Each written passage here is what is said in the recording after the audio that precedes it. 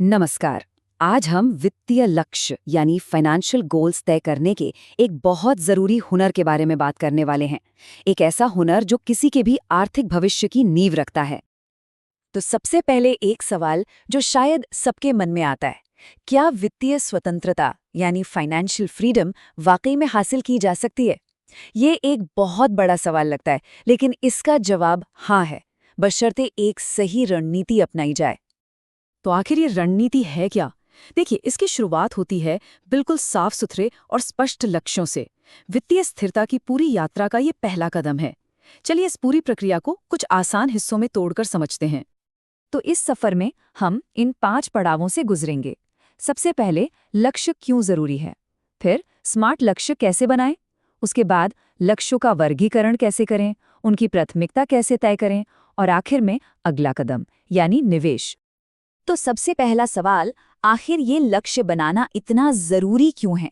जरा सोचिए, बिना लक्ष्य के पैसे बचाना एक ऐसी यात्रा पर निकलने जैसा है जिसकी कोई मंजिल ही ना हो। बस चलते जा रहे हैं पर कहाँ पहुंचना है ये पता नहीं।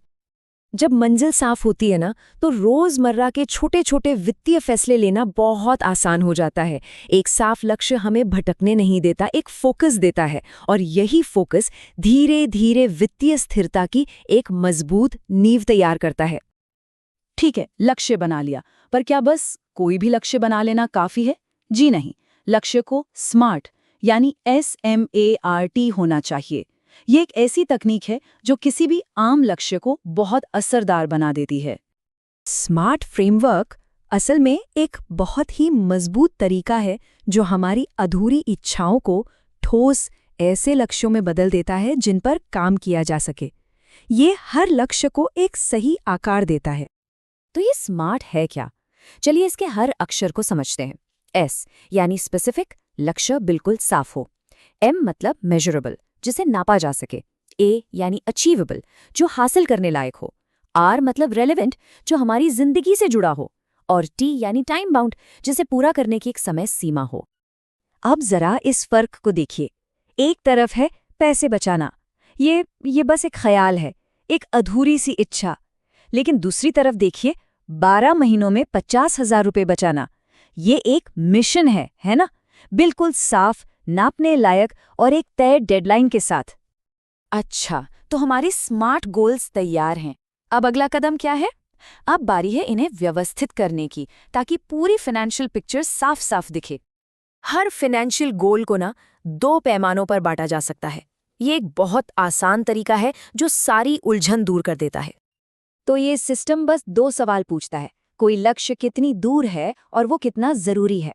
मतलब समय के हिसाब से लक्ष्य कुछ महीनों के हो सकते हैं या कई सालों के, और महत्व के हिसाब से वो हमारी बुनियादी ज़रूरतें हो सकती हैं, हमारी इच्छाएं हो सकती हैं, या फिर हमारे बड़े बड़े सपने हो सकते हैं।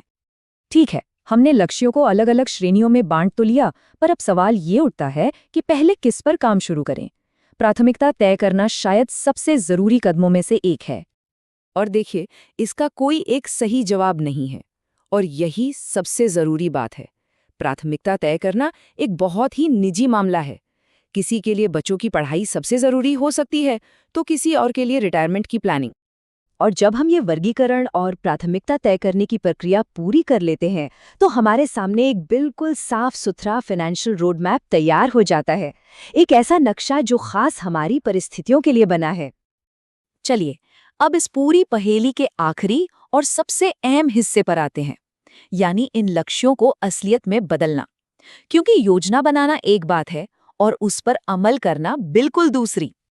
मकसद बस एक ही है कि हमारी हर बचत, हमारा हर निवेश सीधे उन लक्ष्यों से जुड़ा हो जिन्हें हमने सबसे ऊपर रखा है। हर 1 रुपया जो बचाया या निवेश किया जाता है, उसे किसी न किसी तय लक्ष्य की ओर काम करना चाहिए। तो अगर पूरी प्रक्रिया को संक्षेप में समझें, तो ये 4 आसान कदम हैं। स्मार्ट लक्ष्य तय करें, उन्हें समय और महत्व के हिसाब से बांटें, अपनी ज़रूरतों के आधार पर प्राथमिकता दें, और आखिर में अपनी बचत और निवेश को उन लक्ष्यों से जोड़ दें। तो ये सब हमें एक आखिरी सवाल पर ले आता है। इस पूरे फ्रेमवर्क को समझने के बाद किसी भी इंसान के फाइनेंशियल सफ़र का सबसे पहला, सबसे ज़रूरी कदम क्या होना चाहिए? और शायद इसका जवाब बहुत ही आसान है, बस एक कागज उठाकर अपना पहला सबसे जरूरी स्मार्ट लक्ष्य लिखना।